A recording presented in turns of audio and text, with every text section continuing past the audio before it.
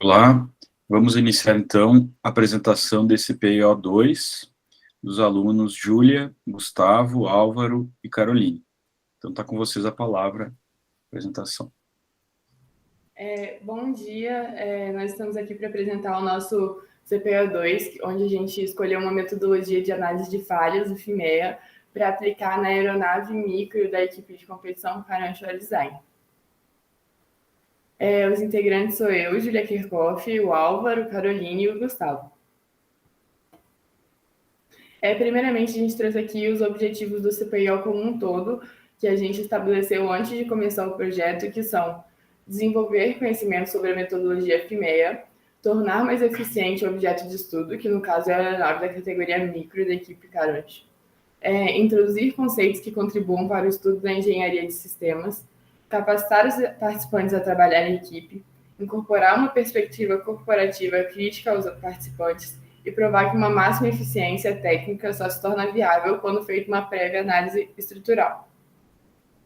Agora, a gente estabeleceu também objetivos da ferramenta que a gente buscava alcançar quando a gente escolheu ela, que são identificar falhas no projeto antes da execução, reduzir as falhas na aeronave, potencializar a pontuação da equipe em competições, reduzir os desperdícios de materiais e aí, consequentemente, os custos do projeto, analisar minuciosamente o processo de concepção e construção da aeronave, medir a proporção dos efeitos de cada falha ou ameaça no projeto, integrar os setores para que o projeto fique em conformidade e aumentar a confiabilidade da aeronave.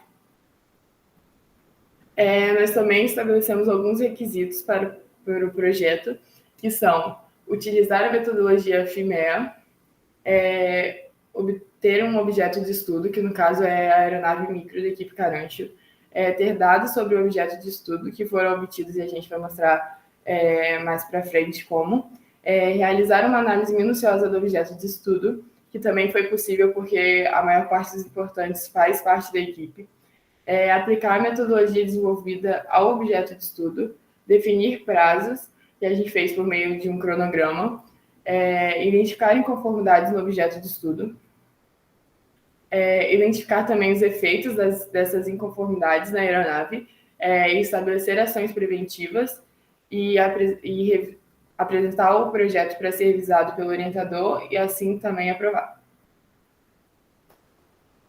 Então, como a Ju já falou ali, a gente fez um formulário com a equipe do Carancho, e a gente trouxe nesse formulário uma base teórica assim de 3 tabelas com escalas que eu vou mostrar mais para frente, de gravidade, frequência e detecção. Pode passar.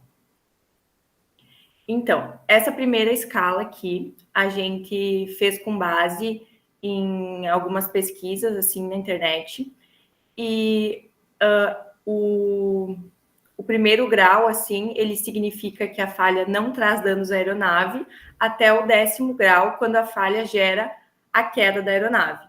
Todas as outras tabelas também têm a mesma ideia, com 10 graus de perigo, vamos dizer assim. O verde representa sem perigo, o amarelo já atenção, o laranja alarmante e o vermelho um perigo extremo à aeronave. O próximo, ele está feito também na mesma ideia, sim. O primeiro grau significa quando a falha nunca ocorre. Abaixo daí vem o amarelo, que significa atenção, alarmante. E o 10º, quando a falha sempre ocorre.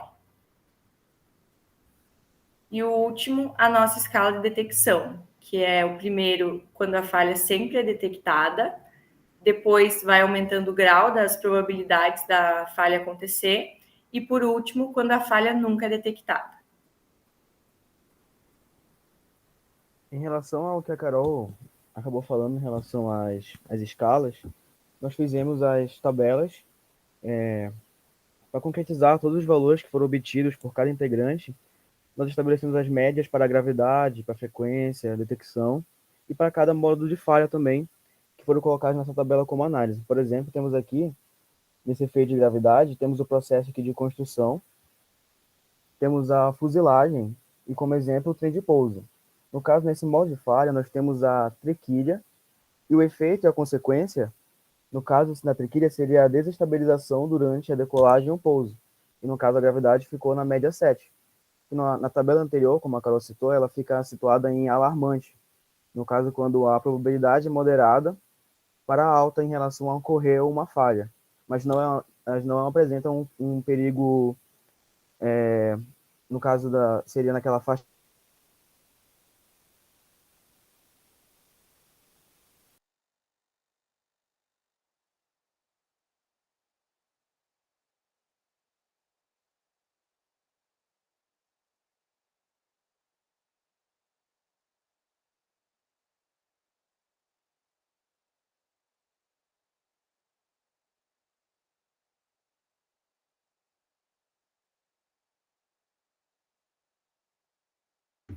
Álvaro, não tá dando para escutar.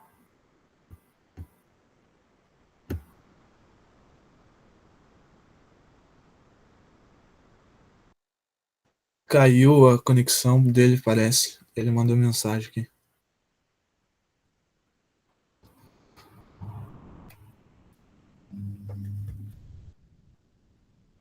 Tá, vamos aguardar um pouquinho, então.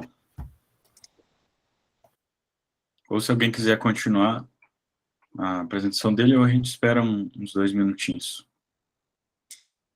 Ele voltou.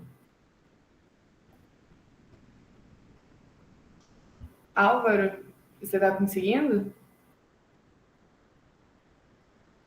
Eu posso, para não ficar muito... Posso falar? Qualquer coisa eu falo também, se precisar. Tá, eu falo qualquer coisa, você me complementa, então, se você achar alguma coisa. Basicamente, a gente fez uma tabela e fez subdivisões, assim, para a gente conseguir avaliar de forma mais objetiva cada tipo de falha. Então, a gente dividiu em 6 grandes partes setores da aeronave, que são a fuselagem, a asa, superfície de controle geral, a cauda, junções de integração e elétrica. Álvaro? Oi, bom dia. Desculpa, a internet acabou caindo. Pode voltar. Eu não sei até qual momento vocês escutaram, mas eu posso repetir tudo novamente. Então, como a Carol citou anteriormente em relação às escalas, nós pegamos os valores que foram obtidos por cada integrante por meio daquele formulário e fizemos as médias para a gravidade, para a frequência e detecção para cada modo de falha que eles foram colocados nessa tabela para análise aqui. E com essa multiplicação dos dados, nós conseguimos alcançar o NPR, que vai ser explicado posteriormente com mais detalhes.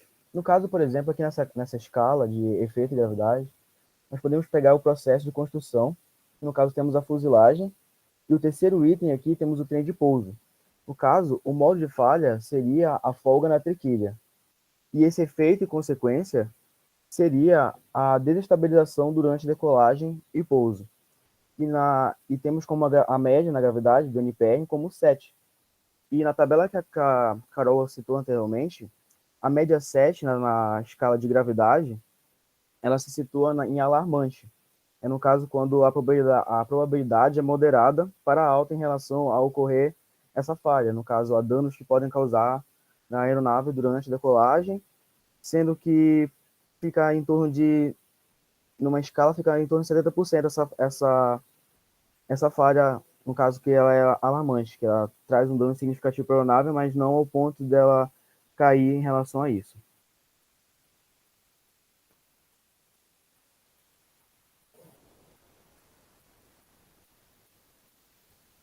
Pode passar.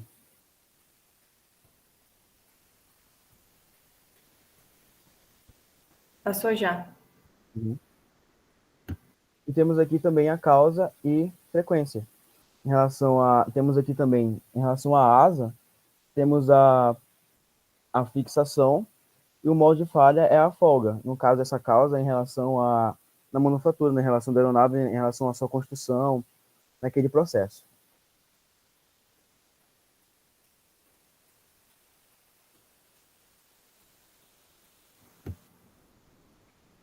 Então, a gente avaliou também os meios de detecção e também detecção, que o propósito de toda essa análise, no final das contas, é poder além de identificar o risco dessas falhas, evitá-las, né?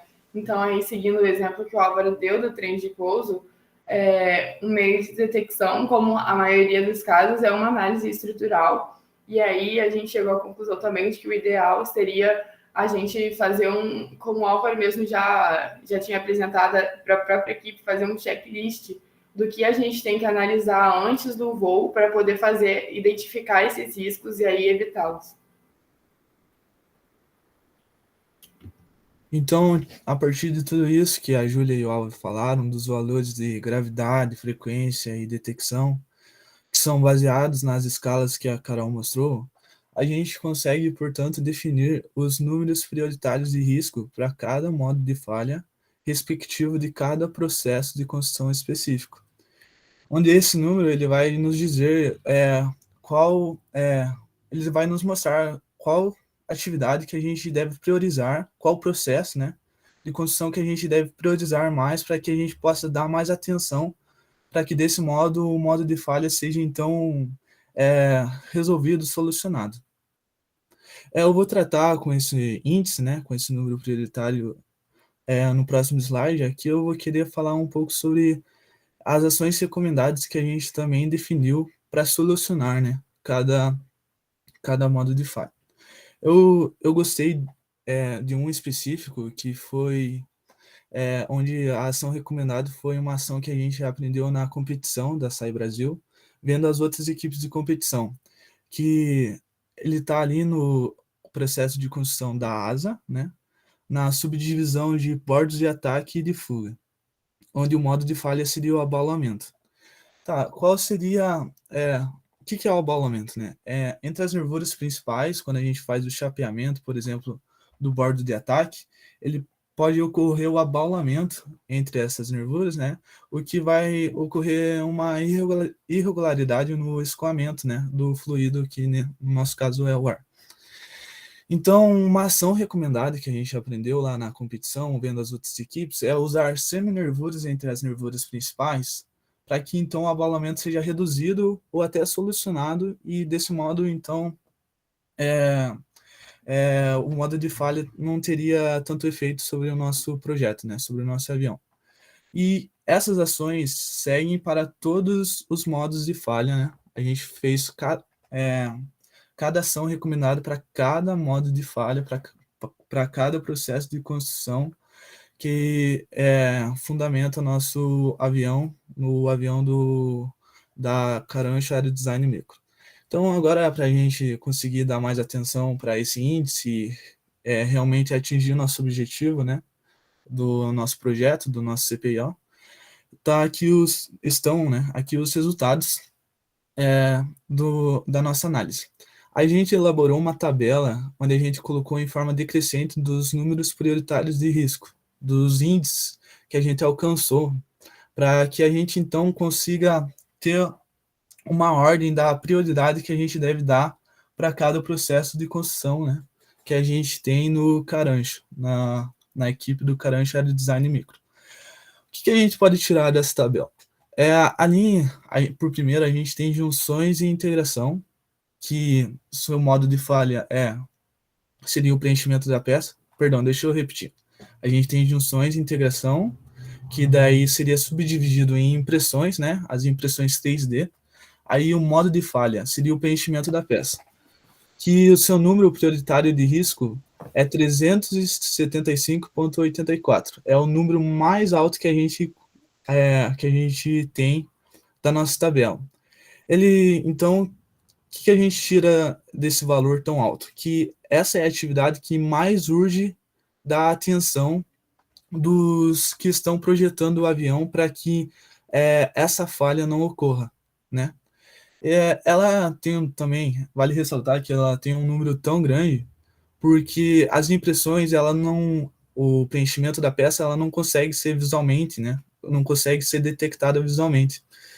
Aí, por isso que o número prioritário de risco é tão grande, porque o meio de detecção ele tipo inverte os valores, que vai ter um número muito grande. No meio de detecção, que a partir da escala que a Carol mostrou, ele é quase, não não tem como se detectar, é muito difícil.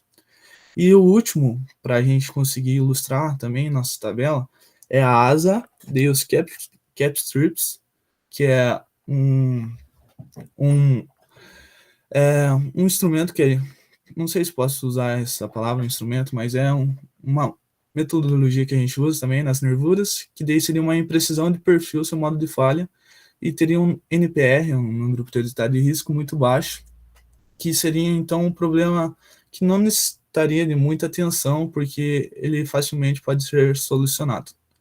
E assim a gente consegue então concluir e estabelecer a metodologia FIMEA para o projeto Carancho, e dessa maneira, seguindo esse nível de prioridade que a gente conseguiu aqui, a equipe Carancho com certeza vai alcançar uma maior eficiência no projeto. E é isso, professor. Certo. Obrigado, pessoal. Parabéns pela apresentação e parabéns pelo desenvolvimento do trabalho.